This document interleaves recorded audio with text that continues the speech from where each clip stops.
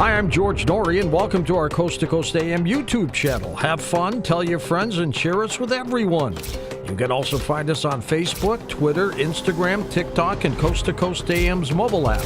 And always remember to log on to our website at coasttocoastam.com for daily articles, the best paranormal information, and all you need to know about your favorite guests. And now you can become a Coast Insider directly through the Coast mobile app. We welcome our international listeners and even offer a free 2-week trial. So don't delay. Become an insider today.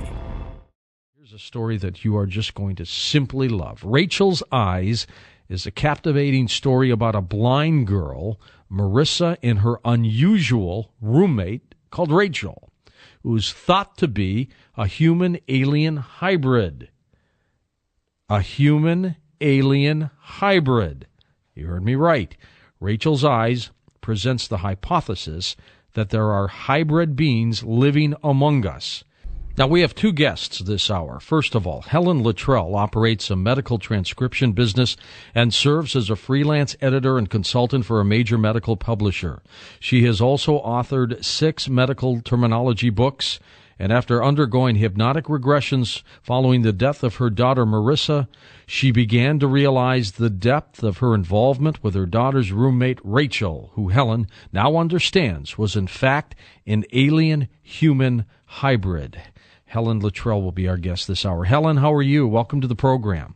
Hi, George. So, Jean Bilodeau is the primary investigator for this case and has worked with Luttrell since 1995. A freelance writer and newspaper correspondent, Bilodeau was a former school teacher and entrepreneur before she began investigating UFOs in 1992. Since that time, she has interviewed more than 250 people who have seen them and has investigated more than 25 cases of cattle mutilations in rural Northern California and in Southern Oregon. Bilodeau reports that hardly a week goes by without the report of another unexplained sighting of a UFO. She's our chief investigator as well and our guest this hour. Hello, Jean. How are you? Very fine, thank you. Good. Let's pick this up, if we can, Jean, with you. If you can give us just an overview of this truly incredible story about Raechel's Eyes. Well, Raechel was a young college student, blind.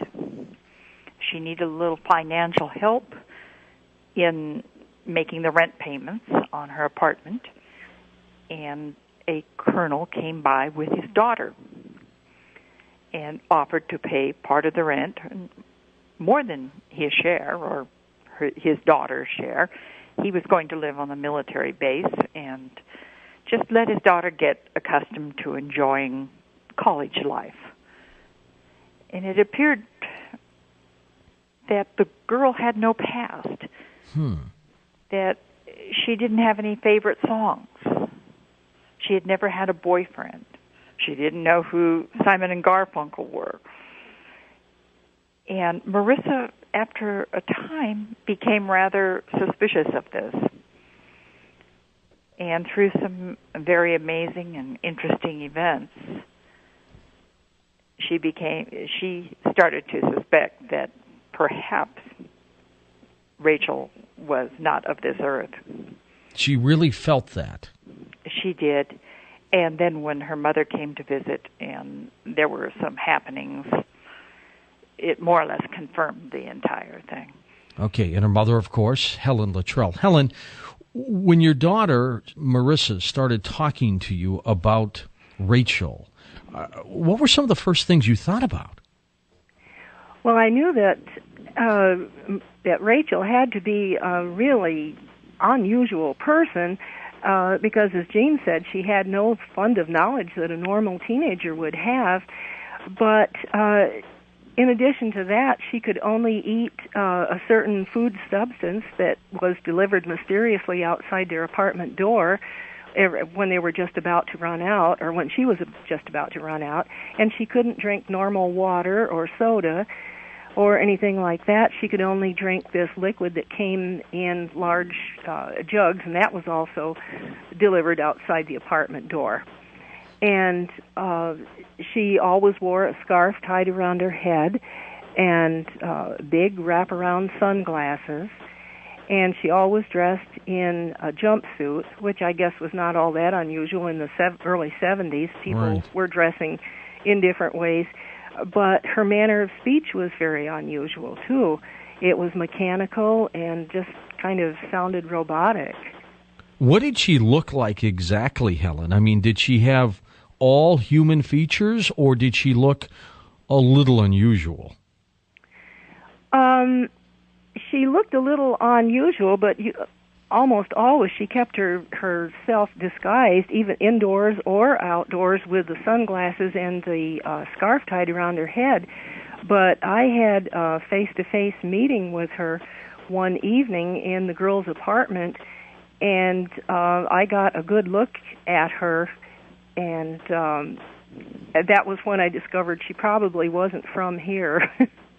Okay, and this, just so many millions of people who are listening right now, this story, based on your perceptions, both of you, and your daughters, is an honest-to-goodness story now. We're not talking about a fictional story here, right? That's correct. No, this is not fiction. This is the truth. Now, Jean, tell us a little bit about the expose here of a military experiment that you somehow came across. Well, Helen was able to recall much of this story, just in conscious memory. Then we had the help of Dr. June Steiner, who was very active in Opus, and she was able to regress Helen. And through these regressions, we learned a little bit more in depth about this, what they call the humanization project. And Raechel, of course, was one of the beings that they were going to try to integrate into society. And as I did the investigation, I came to realize that what better roommate could you have than a blind roommate that wouldn't notice many of the little differences. Exactly. Helen, first of all, our condolences on the loss of your daughter, which, of course, was the main reason why you underwent a hypnotic regression. Thank you. As this was occurring, was the hypnotist/doctor above board with you after each session? Did they say, there's really something strange going on here? Actually, she didn't. She was absolutely above board. Dr. Steiner is an excellent hypnotherapist, and she took great care to not lead me at all in her questions. And I knew this because I transcribed all the sessions afterwards. So I was fully aware of her questions to me. She never indicated that this was, unusual. I'm sure she thought it was in a way, but actually she's an experiencer herself and an abductee. So she understood exactly where I was coming from. Helen, tell us a little bit more about this Air Force colonel, if you would. Okay. He enlisted in 1955 and went through the usual basic training and then on to a specialized school that would prepare him for his assignment to Four Corners, which was a secret military base. It's not the geographic Four Corners that everyone is familiar with, like in the corner of Utah and Nevada and New Mexico, whatever that is. Right. But this one was a secret base that was not supposed to exist, and actually it was located a little bit north of Area 51. And so he was assigned there, and his job was to go out and help retrieve crashed space vehicles and their occupants. And eventually he went to this crash that where he got Raechel. In this particular crash, the other occupants were killed on impact, and the craft started to burn. And he thought that he could see a movement inside one of the windows. And so he went in and found this small what he took to be a female entity, and he picked her up and took her out as quickly as he could, and they took her to the dispensary, and she had a little cut on her arm, but that was all. And immediately he felt a bond with her, and he wanted to keep her, and so did the nurses that were there at the dispensary. And so the next day he called his headquarters and asked if that was going to be possible, and they radioed right back and told him that yes, it was possible, but he had to adopt her and raise her as his own daughter. And kind of surprisingly to himself even, he did agree to do that, and that was the start of the relationship with Raechel. Yet he basically covered up, of course, her background, how he found her for a long time. Oh, yeah. How were you able to find this out about him and about what happened? I mean, were these stories that Raechel told Marissa at the time? How did this all come out where you really knew what this colonel was doing and who he was? Well, I don't think the two girls talked too much about it in depth, but after I had my face-to-face meeting with Raechel, it became apparent to Raechel and to her father that they needed to come forth with a story of exactly what she was and how he had acquired her. And so shortly after that meeting, my daughter arranged a meeting at the girls' apartment with the colonel and me and the two girls. And so we all sat down, and he started to relate this story to me verbally. And he told me the first part of it, as far as going into the service and the training school and everything. But then it was as though I had a gigantic download in my mind. It was like a giant computer file that was downloaded, and all of a sudden I had all that information. What made you believe his story? Well, I'm not exactly sure, except that he was very kind to his daughter and very kind to mine, and it seemed like a plausible story to account for acquiring someone like Raechel, who obviously was not from here. Did he ask you at the time, please don't tell anybody this? I'm telling you this in confidence. Or because what did he expect you to do once you found out about this? I'm not sure what he expected me to do, but he didn't tell me at the time not to tell anyone. How old would Raechel be now? She would probably be 48 to 52, somewhere around there. No, let's see, she would be 50 to 55, probably. Any idea where she might be, Helen? I was led to believe from the regressions that she was disposed of by some of the higher members of the Humanization Project. Now, what do you mean disposed of? They killed her? Yes. She was thrown down a flight of stairs. Oh, my God. And I assume the colonel now has passed on? That I don't know. I wasn't able to retrieve any information really one way or the other on that. He would be of the age where he could have passed on, very likely. Jean, in your research and your work with Helen, did Raechel fully understand who she was and where she may have come from? It appears that she did, and she was frustrated.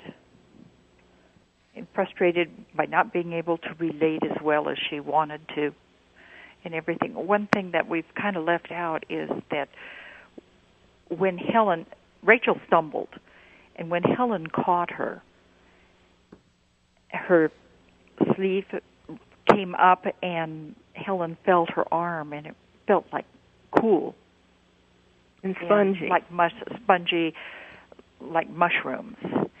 And then her glasses fell forward off of her face, and Helen was able to look into Raechel's eyes. What did they look like? Oh, go ahead, Helen. Okay, they were really large, and they sort of went around onto her temples and ended in a point upward. They slanted upward somewhat and ended in a point. But the main thing was that they were an avocado green, the light green that's the inside of an avocado. Yes. Helen or Jean, whichever one of you thinks you should take this question, this humanization project, did you find out more about it later on as you began to look into this situation about Raechel? Under the regression, Helen was able to recall certain things. And I want to say that the regressions that she underwent weren't like the ones on TV. How so? They were much more intense, very emotional. And June Steiner and I had gone through all of the questions for about 6 weeks before these sessions that we wanted to explore certain areas. And we made sure none of them were leading or anything like this. But there were times when Helen said, "No, I don't want to do this. I don't want to talk about it," or "I'm afraid." And June would back off, and we would gently ease Helen into this again. And it was just incredibly emotional. And in the book, we do include a couple of full-length transcripts of these sessions. And during one of these, it came out that Helen had been taken to the Four Corners facility by the colonel at a later date. And this was one of the few events that Helen didn't recall consciously. And why is that, though, Jean? Why did Helen have a loss of memory with some of these events? I think they were just too emotional for her. There were things being shown to her that she didn't want to see. And this is what alerted us to certain areas, such as looking into Raechel's eyes when the glasses fell off. The story made perfect sense to Helen, but when you listen to it, there were holes in the story. And when we explored that by the regressions, she didn't want to talk about it. And then gently we worked her through that she didn't just look into Raechel's eyes, that something happened when she did. And it brought forth, Raechel took her someplace at that time. And this was very frightening to her. This hybrid breeding program, does it include human babies? Did it include merely human eggs? How did it work? Sometimes it was the egg, and sometimes it was an embryo that was retrieved and taken to, I don't know where, but apparently to a laboratory, likely on a spaceship, because I was taken there one time by Raechel, and I think that's what Jean was referring to, or one of the things she was. And I was shown a room that had stacks of it looked like aquariums, but there were no fish in these aquariums. They were fetuses in various stages of development, and they were swimming around in this greenish liquid, and they were kind of greenish orange looking too, and they didn't look human. And Raechel indicated that they would like to have me help take care of those beings, whatever they were. And I was so horrified, I told her I could not do that. And at that time she told me it didn't really matter what I wanted, but I still refused. And then she indicated that I could have another job assigned to me, and that would be of an educator. And I told her I couldn't do that either because I had no credentials. I was thinking of being a teacher. Mm-hmm. And she said, no, the way that I would be an educator would be to tell this story. At what point, or if at any point, did you find out, Helen or Eugene, what this breeding program, this humanization program was all about? Did we ever find out why they were doing this?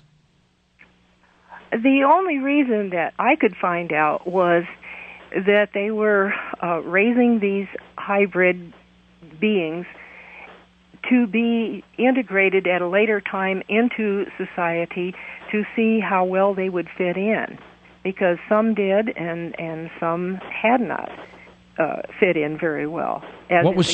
But what was so special about them that they had to genetically alter them or create hybrids with them? I mean, there must have been a reason why they were altering, why they didn't want just a full 100% human being, for example, on this planet. Well, the thing was the hybrids were coming from another planet and trying to fit into our society, and in the past that it hadn't been a very good success rate because of different reasons. They looked different, for one thing, and Raechel's looks weren't really too bad, but the amount of emotions that they would eventually get was sort of questionable too, because they weren't supposed to have too many emotions, but they had to have enough so that they could fit in. And it was a very, very difficult program, and they had a lot of failures, I think. Well, did we ever find out, though, why they were doing this? I mean, were they trying to take over this planet with hybrids? What was the goal? I'm not sure of the ultimate goal, but somewhat to strengthen their race. Yes, that was part of the reason. But it seemed that they wanted a lot of them to be here on this planet, too. Did we ever find out what star system they might have come from? It was a Zeta Reticuli, as far as I know. Helen, when you underwent your hypnotic regressions, am I correct in assuming you were doing it because of the true tragedy and the sadness over your daughter's loss? Is that why you did this? Partially, but because it had really bothered me all of these years, this mystery about Raechel, because I only knew certain things that I could recall, and I just knew that there had to be more to the story. Okay. And I hadn't wanted to write anything before, while my daughter was alive, because of the publicity it would bring her family. But once she had passed, I thought that maybe it was the time for me to get into this. Do you believe that this humanization program is still underway? Yes. Yes, I do. And I can't give you any concrete reason, but I do believe it. How many of these hybrids do you think might be on this planet right now? Probably 5% of the population. Of the planet? Mm-hmm. So let's see, we've got 6 billion people. We're talking about 300 million people. What do you think, Jean? Am I high on that? I don't know. I couldn't say. I don't really know either, but there are a lot of them, a lot more than people are aware. See, one of the problems with this story and why it was so emotional was that Helen has had several miscarriages. And then the reasons for these miscarriages came out through the regressions. Tell me about that. Go ahead, Helen. Oh, okay. Well, in one or two of them, one in particular, I remember being taken to a doctor's office in a town where I had lived years and years ago, and I was supposed to be just there for a checkup, and I was pregnant at the time. And it wasn't a normal checkup. I had a big bright light over my head, and it wasn't the normal white light that they have usually in the doctor's office. This was one that sort of hypnotized me in a way, or I was just out of it completely for a few minutes. And as I started to come back to consciousness, I remember hearing them talk about something they had taken out of me, and I hurt really bad in my pelvic area. and they had taken an embryo from me, and they were talking that you know what to do with this, and I do believe that it was taken and used in an experiment. Is it possible that Raechel also might have been your daughter? Very possible. I don't know that for sure, but I believe so. In retrospect, because of the way that the girls were brought together to live together, and just the whole sense of the regressions, I really do believe that. And the way they were sharing information with you. Yeah. Because I assume they weren't sharing this with the rest of the population. I don't think so. Especially in the early 70s, it was hard to find anybody that wanted to listen to this sort of talk. Did the colonel ever elaborate on just how widespread this operation was in Nevada? No, he didn't. He didn't. Gene, go ahead. He didn't really share any more information, it seems, than he really had to, other than what related exactly to him and Raechel. It was a compartmentalized situation, pretty much, at that time. Gene, of all the UFO cases you have investigated and all the people, how would you categorize this story? This one is right up there, at the very top, perhaps in the top 2 or 3. This one is the most in-depth that I've ever gone into. One of the things that made this so touching was that after this disclosure in this little meeting they had with each other, the girls became pretty good friends, and they had each wanted a sister. And they got a sister, although I don't know if they knew they were really partially sisters or not. But one day, Marissa came home from school, and she walked into her apartment, and she looked around, and all trace of Raechel was gone. And she walked around the house, walked into the bedroom, and she looked around, and she saw a note taped to the mirror. And she walked over and she picked it up, and then went over and sat on the bed, and she read it. And it was a note just that said, you know, you have been my only friend, and I have enjoyed our times together so much, and I have left you a gift.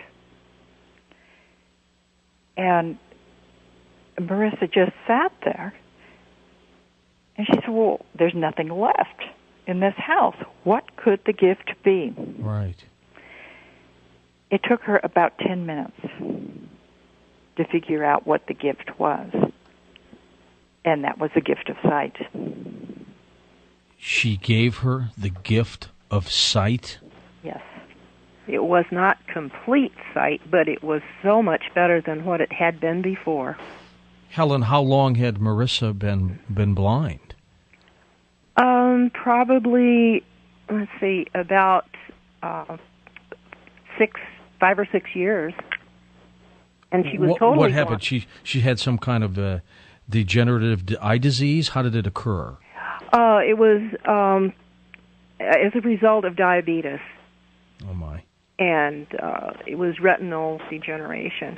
When she went back to the doctor after some of her vision was coming back, because of possibly Raechel's help, what did the doctor say?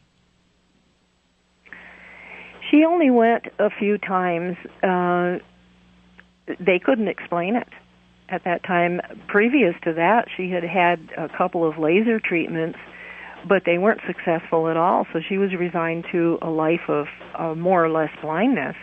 And her sight did fluctuate somewhat, but it was never really good. And How old was Marissa when she passed? 38. She was 38.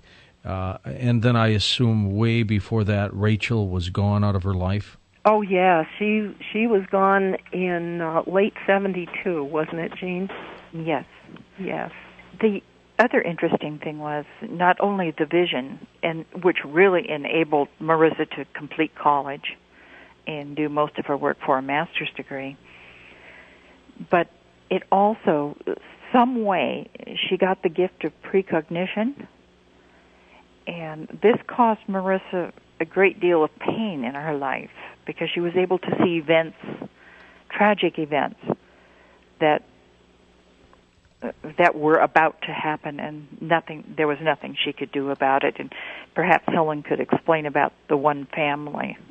Yes, at one time I got a phone call from her, and she was really concerned that she had an out-of-body experience and had seen on a real remote location in Northern California, on an old dirt road, very remote, a family of 6 who had been murdered. There was the mother and the father and 4 children.